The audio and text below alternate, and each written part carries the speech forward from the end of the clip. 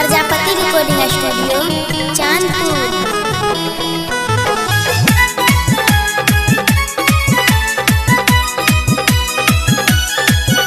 Singing by Sonu Singh Prajapati.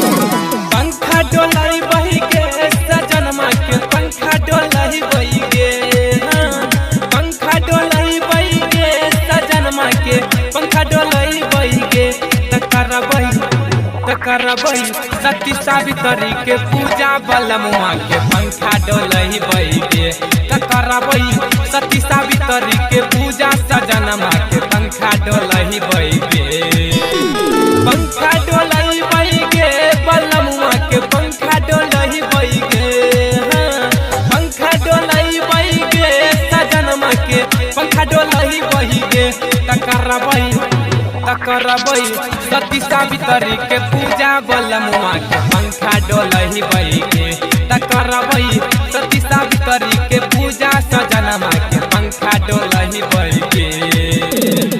DJ Chunna Aryan. क्या नाम है आपका?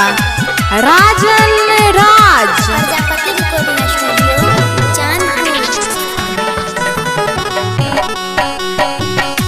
DJ Rajan Raj. Singing by Sonu Singh Prajapati. सैया खातिर पूजा करबै मिलते बढ़िया फल गे जेठ मसिया चढ़ गेलै धरबै बर में जल गे सैया खातिर पूजा करबै मिलते बढ़िया फल गे जेठ मसिया चढ़ गेलै धरबै बर में जल गे पति देव के चरण छुबै पति देव के चरण छुबै उमर बढ़ैबै गे उमर बढ़ैबै गे तकरबै सती सावित्री के पूजा बलमुआ के पंखा डोलैबै गे तकरबै सती सावित्री के पूजा सजनमा के पंखा डोलैबै गे। DJ Chunna Aryan.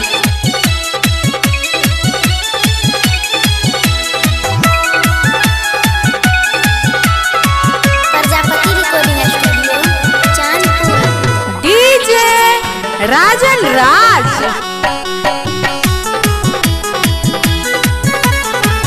Singing by Sonu Singh Prajapati. 24 पूरी बरगद बनाई के करबै प्रसाद तैयार गे तब पैबै सखी हम त सैया जी के प्यार गे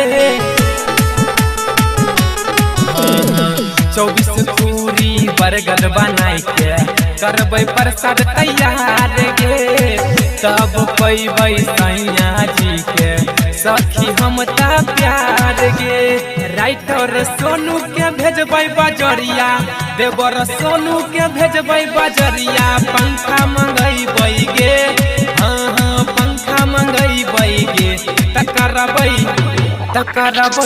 सती सावित्री के पूजा बलमुआ के पंखा डोलैबै गे तकरबै सती सावित्री के पूजा सजनमा के पंखा डोलैबै गे। डीजे राजन राज।